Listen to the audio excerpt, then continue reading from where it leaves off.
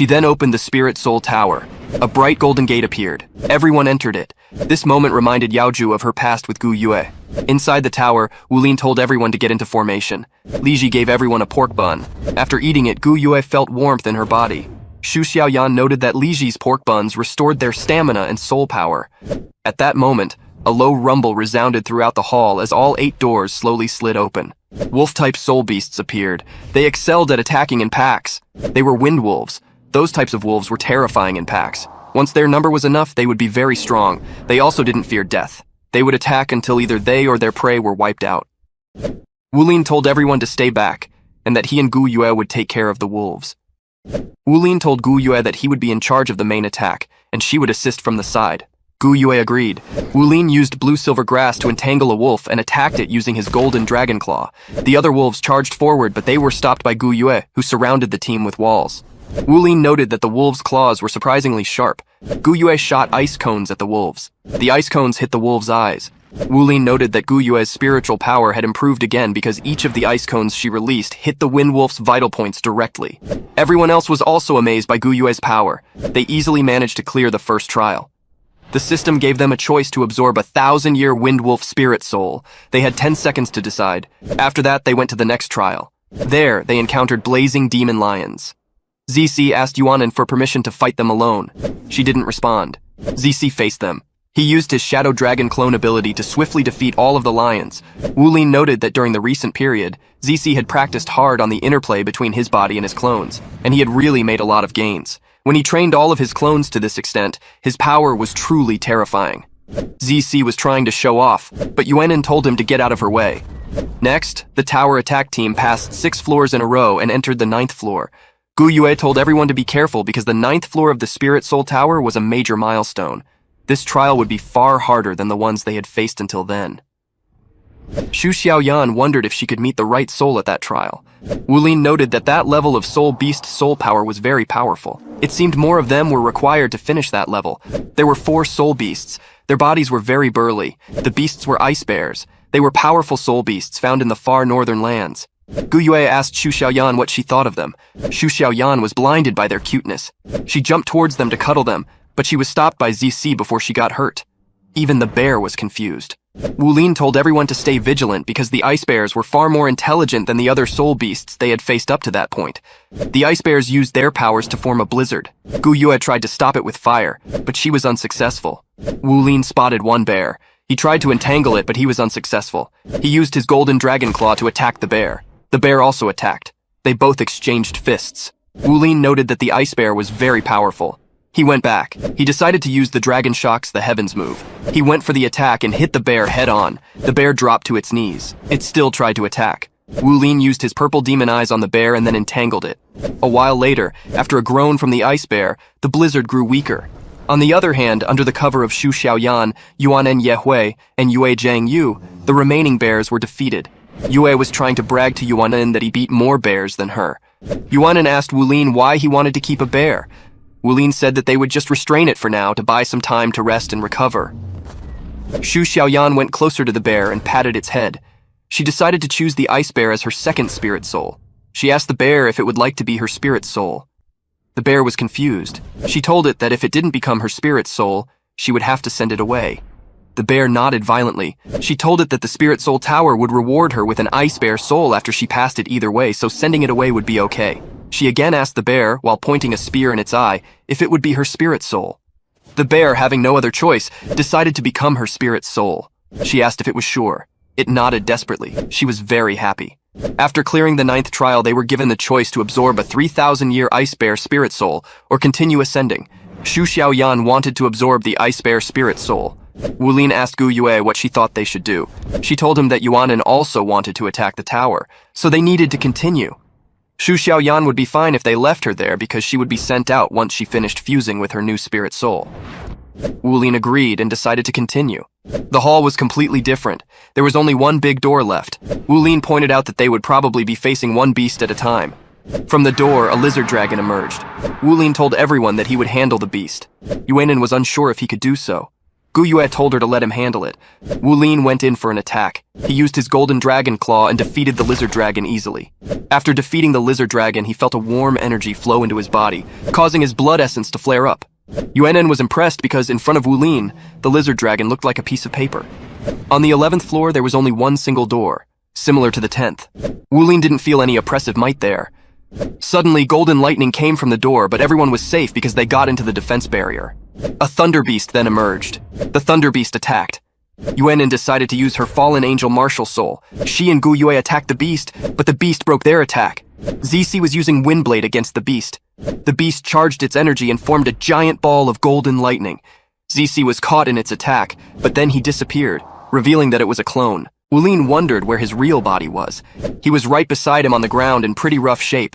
He told them that the Thunder Beast was much more powerful than them, so they had to be careful. Wu Lin knew that they must find a way. He told them that they must all work together and wait for an opportunity. The beast was releasing more and more energy. Wu Lin took Gold Light and attacked the beast using the blue-silver-golden array. The Star Beast shot a huge amount of lightning towards Gold Light. It hit it in the head, but it wasn't damaged. The Thunder Beast was getting angry, and Gold Light was too. The Thunder Beast charged its energy and attacked. Gold Light got hit, so it started hissing. Zici told Wu Lin that the name Gold Light wasn't suitable for his spirit soul. He suggested that he call it Chatterbox, because it hissed a lot. Gu Yue didn't like that, and suggested the name Gold Song. Gold Light also liked the name, so Wu Lin decided to name it Gold Song. In the meantime, the Thunder Beast was charging a huge attack. The color of its lightning changed from golden to purple.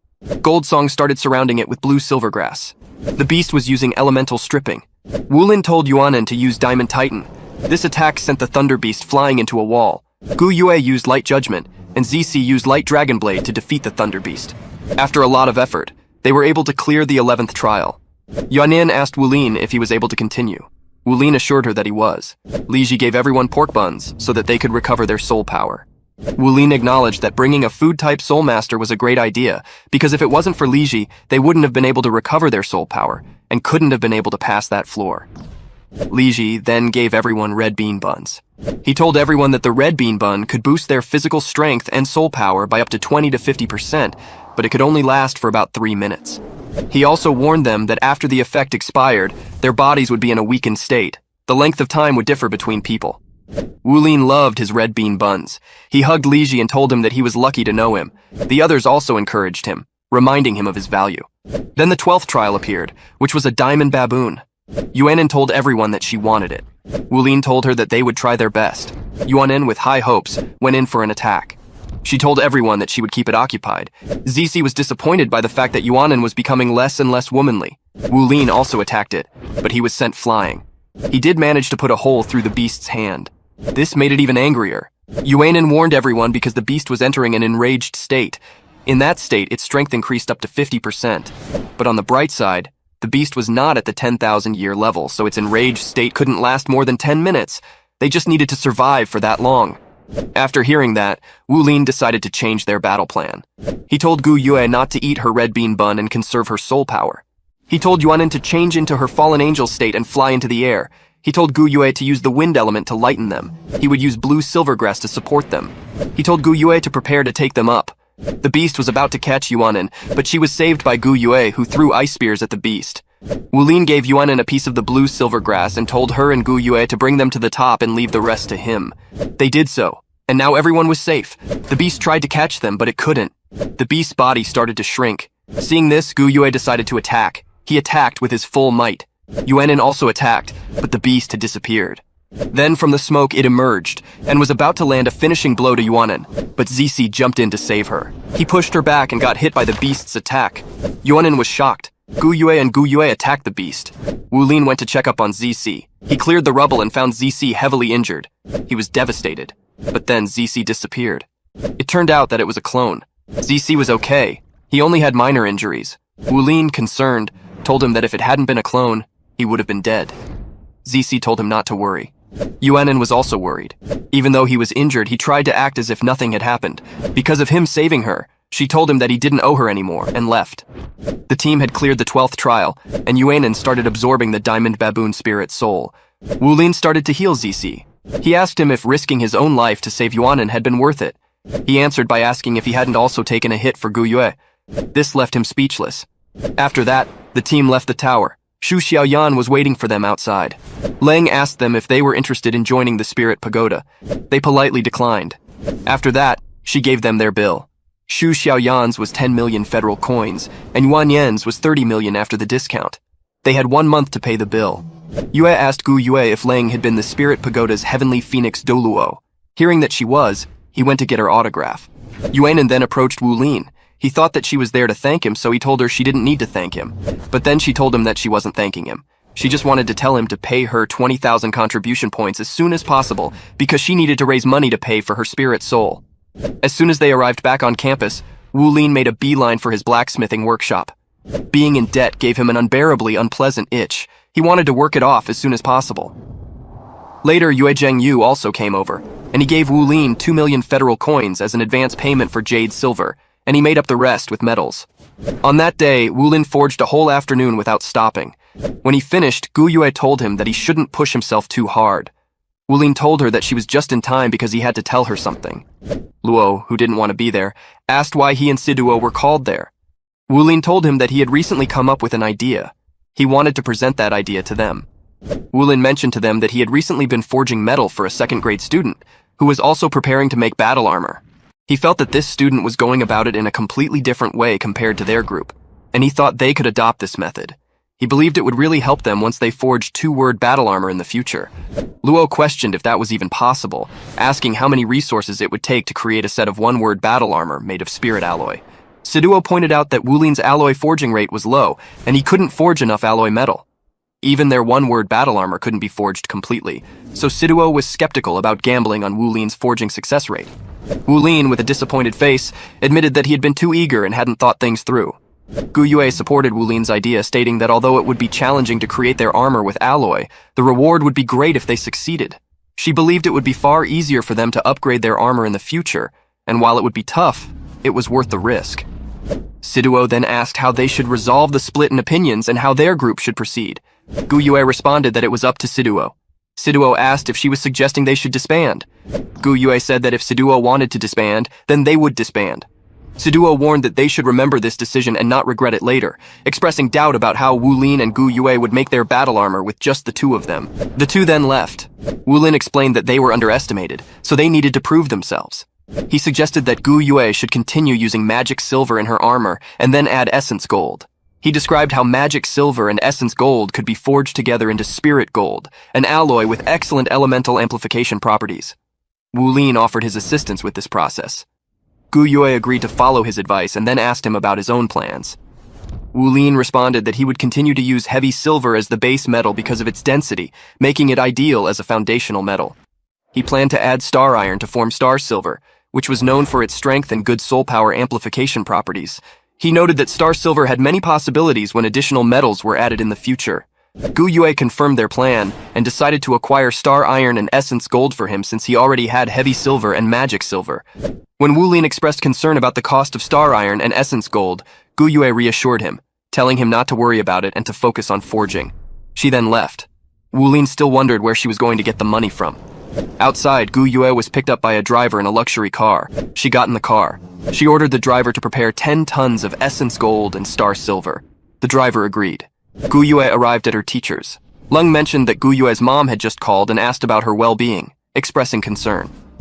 Gu Yue questioned what there was to be worried about, suggesting that with Leng around there was no harm. Leng revealed that she had discovered her little secret. Gu Yue, puzzled, asked what secret. Leng elaborated, stating that there was something different about her eyes when she looked at Wu Lin, implying that she had feelings for him. Blushing, Gu Yue denied it. Leng then shared that she had investigated Wu Lin's background, noting that despite obtaining a defective spirit soul from them in the past, Wu Lin still managed to get into Shrek Academy, which was unbelievable. Shocked, Gu Yue exclaimed about the investigation. Leng confirmed it, reminding her of her young age and the importance of focusing on her studies. Gu Yue dismissed her comments, insisting they were just classmates. Leng speculated that Wu Lin had a draconic bloodline, likely inclined towards pure strength, though it was unfortunate about his martial soul. She questioned if Wu Lin might have twin martial souls. Gu Yue admitted she was not sure.